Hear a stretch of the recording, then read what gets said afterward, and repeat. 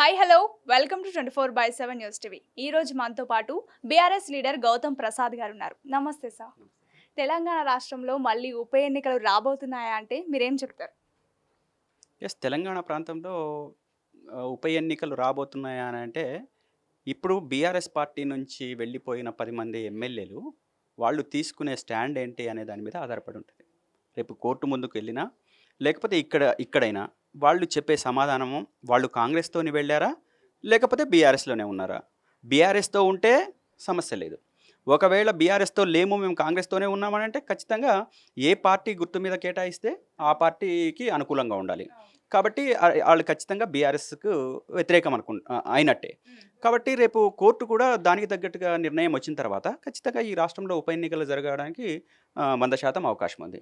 ఎందుకంటే ఆ స్థానం ఖాళీ అయిపోతది కాబట్టి దాన్ని ఖచ్చితంగా మన రూల్స్ అండ్ రెగ్యులేషన్స్ ప్రకారము, ఎన్నికల నియమావళి ప్రకారం ఖచ్చితంగా అమలు చేయాల్సిందే. కాబట్టి ఈ 10 మంది అది కాంగ్రెస్ ఇన్‌ఫ్లూయెన్స్ చేసిండొచ్చు, లేకపోతే ఇంకో రకం కావచ్చు. ఏ రకంగానైనా గానీ, వాళ్ళు తీసుకునే నిర్ణయము, అదేవిధంగా కోర్టుకు చెప్పే సమాధానం మీద ఆధారపడి ఉంటది. ఒకవేళ వాళ్ళు కోర్టుకు అటెండ్ కాకపోయినా, సమాధానం చెప్పకపోయినా, కోర్టు డెసిషన్ చేస్తే గనక తప్పనిసరిగా వీళ్ళ ఎమ్మెల్యే అభ్యర్థిగా వాళ్ళు డిస్‌క్వాలిఫై అయితారు కాబట్టి, ఖచ్చితంగా అది జరుగుతది. అది మా అధినాయకత్వం కూడా అంతకు ముందు నుంచి చెప్తూ వస్తుంది. ఈరోజు వాళ్ళు తీసుకునే నిర్ణయం అదే అయితే గనక ఖచ్చితంగా ఉప ఎన్నికలొస్తాయి. ఇప్పుడు పార్టీ మారిన వాళ్ళు మళ్ళీ వెనక్కి బీఆర్ఎస్‌లోకి వస్తా అంటే పార్టీ ఆహ్వానిస్తుందా? మన అధినాయకులు తీసుకునే నిర్ణయమే ఫైనల్ నిర్ణయం అండి. అది మా కేసీఆర్ గారు ఏ నిర్ణయం తీసుకున్నా మేము దానికి కట్టుబడి ఉంటాం. వాళ్ళు వచ్చి ఆ రోజు జరిగిన పరిణామాలు, లేకపోతే క్షమాపణలు చెప్పుకోవటము, చెప్పుకున్న దాని మీద మా అధినేత ఒకవేళ పాజిటివ్ యాంగిల్ తీసుకుంటే ఎటువంటి సమస్య లేదు. లేదు అని అనుకుంటే ఇంకో రూపమే ఉంటది. ఇప్పుడు భారీ బహిరంగ సభ అంటూ హడావిడి చేసిన బీఆర్ఎస్ బహిరంగ సభ గురించి మాట్లాడట్లేదు. ఎందుకని? దానికి ప్లాన్స్ నడుస్తున్నాయి. బహిరంగ సభ దానికి ఏం వాయిదా అంటే అంటే పక్కన పెట్టలేదు. దానికి సంబంధించిన విధి విధానాలు, దానికి సంబంధించిన పనులన్నీ కూడా మొన్న ఒక విస్తృత స్థాయి రాష్ట్ర కార్యవర్గ సమావేశం జరిగింది. ఆ సమావేశంలో కూడా మా అధినేత కేసీఆర్ గారు ఒక డైరెక్షన్ ఇచ్చారు. దానికి మా హరీష్ రావు గారికి ఒక డైరెక్షన్ ఇచ్చారు. ఒక కమిటీ ఫార్మ్ చేయటము, ఆ సభకి కావాల్సిన అన్ని రకాల సదుపాయాలు కావచ్చు, ఏమేమి కావాలనో అన్ని రకాల కమిటీ కావచ్చు, కమిటీ పని విధానం కావచ్చు, అవన్నీ కూడా మీరు దాన్ని రూపొందించండి అని చెప్పేసి హరీష్ రావు గారికి డైరెక్షన్ ఇచ్చారు. సో, ఆ పని కొనసాగుతుంది. ఇప్పుడు మీరు హరీష్ రావు అంటే గుర్తొచ్చింది. ఇప్పుడు హరీష్ రావు గారికి బాధ్యతలు ఇచ్చారు. మరి కేటీఆర్ గారి పరిస్థితి? దాంట్లో తప్పేముంది? ఒక పని హరీష్ రావు గారికి ఒక పని ఇచ్చిండ్రనంటే కేటీఆర్ గారికి పని తగ్గించినట్టు కాదు. ఒక పార్టీలో ఒక్కొక్కళ్ళకి ఒక పని ఇస్తారు. ఒక పని అప్పగించారు అధినేత. కేటీఆర్ గారి పని కేటీఆర్ గారు చేస్తారు. అదేవిధంగా హరీష్ రావు గారి పని హరీష్ రావు గారు చేస్తారు. అంటే ఒక మీటింగ్ జరుగుతుంది కాబట్టి ఏదైనా పొలిటికల్‌గా ఎవరైనా ఏ పార్టీ అయినా ఒక పెద్ద మీటింగ్ జరగడమో, లేకపోతే బహిరంగ సభ జరగడమో, పెద్ద ఎత్తున ఏదైనా జరిగితే ఒకళ్ళకు నిర్దిష్టంగా ఒక బాధ్యత ఇస్తారు. అంతే తప్ప దాని వలన ఆయనకు ప్రియారిటీ ఇచ్చి బాధ్యత ఇచ్చారని చెప్పేసానంటే అధినాయకులు పక్కన పెట్టడం కాదు. అది ఏ పార్టీ అయినా సరే. అది మా పార్టీ కాదు. అట్లా మా అధినాయకులు ఒక బాధ్యత తనకిచ్చారు. ఆ బాధ్యతను తను నిర్వర్తిస్తున్నారు. ఇప్పుడు ప్రతిపక్ష నేతగా కేసీఆర్ గారు అసెంబ్లీకి వెళ్తారా? ఖచ్చితంగా వెళ్తారు. వస్తామని చెప్పారు కదా! కేసీఆర్ గారే స్వయంగా చెప్పారు. వస్తామని చెప్పారు. వస్తారు. ఇవాళ కాకపోతే రేపు ఖచ్చితంగా వస్తారు. Hi hello welcome to 24/7 news TV. ఈ రోజు మనతో పాటు బీఆర్ఎస్ లీడర్ గౌతమ్ ప్రసాద్ గారు ఉన్నారు. నమస్తే సార్. తెలంగాణ రాష్ట్రంలో మళ్ళీ ఉప ఎన్నికలు రాబోతున్నాయా అంటే మీరేం చెప్తారు? తెలంగాణ ప్రాంతంలో ఉప ఎన్నికలు రాబోతున్నాయా అని అంటే, ఇప్పుడు బీఆర్ఎస్ పార్టీ నుంచి వెళ్ళిపోయిన 10 మంది ఎమ్మెల్యేలు, వాళ్ళు తీసుకునే స్టాండ్ ఏంటి అనే దాని మీద ఆధారపడి ఉంటది. రేపు కోర్టు ముందుకెళ్ళినా, లేకపోతే ఇక్కడైనా వాళ్ళు చెప్పే సమాధానము, వాళ్ళు కాంగ్రెస్‌తోని వెళ్లారా? లేకపోతే బీఆర్ఎస్‌లోనే ఉన్నారా? బీఆర్ఎస్‌తో ఉంటే సమస్య లేదు. ఒకవేళ బీఆర్ఎస్‌తో లేము, మేము కాంగ్రెస్‌తోనే ఉన్నామనంటే ఖచ్చితంగా ఏ పార్టీ గుర్తు మీద కేటాయిస్తే ఆ పార్టీకి అనుకూలంగా ఉండాలి. కాబట్టి ఆళ్ళు ఖచ్చితంగా బీఆర్ఎస్‌కు వ్యతిరేకం అయినట్టే. కాబట్టి రేపు కోర్టు కూడా దానికి తగ్గట్టుగా నిర్ణయం వచ్చిన తర్వాత ఖచ్చితంగా ఈ రాష్ట్రంలో ఉప ఎన్నికలు జరగడానికి 100% అవకాశం ఉంది.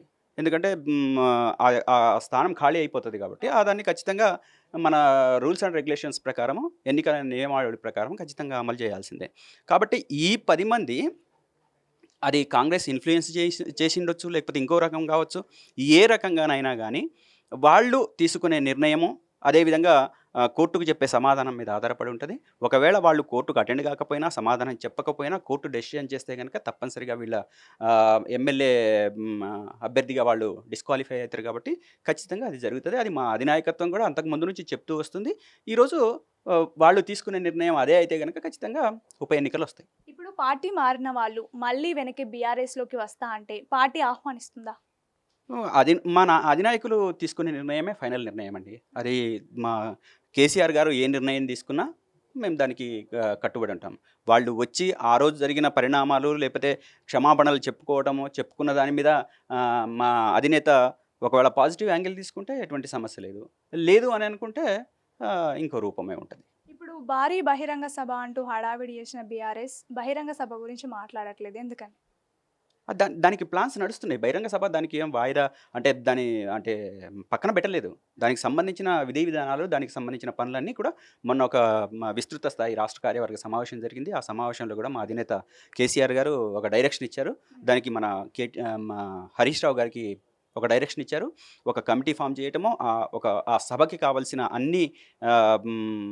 అన్ని రకాల సదుపాయాలు కావచ్చు, ఏమేమి కావాలనో అన్ని రకాల కమిటీ కావచ్చు, కమిటీ పని విధానం కావచ్చు, అవన్నీ కూడా మీరు దాన్ని రూపొందించండి అని చెప్పేసి హరీష్ రావు గారికి డైరెక్షన్ ఇచ్చారు. సో ఆ పని కొనసాగుతుంది. ఇప్పుడు మీరు హరీష్ రావు అంటే గుర్తొచ్చింది. ఇప్పుడు హరీష్ రావు గారికి బాధ్యతలు ఇచ్చారు, మరి కేటీఆర్ గారి పరిస్థితి?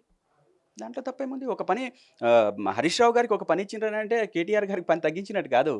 ఒక పార్టీలో ఒక్కొక్కళ్ళకి ఒక పని ఇస్తారు. ఒక పని అప్పగించారు అధినేత. కేటీఆర్ గారి పని కేటీఆర్ గారు చేస్తారు. అదేవిధంగా హరీష్ రావు గారి పని హరీష్ రావు గారు చేస్తారు. అంటే ఒక మీటింగ్ జరుగుతుంది కాబట్టి ఏదైనా పొలిటికల్గా ఎవరైనా ఏ పార్టీ అయినా ఒక పెద్ద మీటింగ్ జరగడమో లేకపోతే బహిరంగ సభ జరగడమో పెద్ద ఎత్తున ఏదైనా జరిగితే ఒకళ్ళకు నిర్దిష్టంగా ఒక బాధ్యత ఇస్తారు. అంతే తప్ప దాని వలన ఆయనకు ప్రియారిటీ ఇచ్చి బాధ్యత ఇచ్చారని చెప్పేసానంటే అధినాయకులు పక్కన పెట్టడం కాదు. అది ఏ పార్టీ అయినా సరే, అది మా పార్టీ కాదు. అట్లా మా అధినాయకులు ఒక బాధ్యత తనకి ఇచ్చారు. ఆ బాధ్యతను తను నిర్వర్తిస్తున్నారు. ఇప్పుడు ప్రతిపక్ష నేతగా కేసీఆర్ గారు అసెంబ్లీకి వెళ్తారా? ఎస్, ఖచ్చితంగా వెళ్తారు. వస్తామని చెప్పారు కదా. కేసీఆర్ గారే స్వయంగా చెప్పారు వస్తామని చెప్పారు. వస్తారు. ఇవాళ కాకపోతే రేపు ఖచ్చితంగా వస్తారు.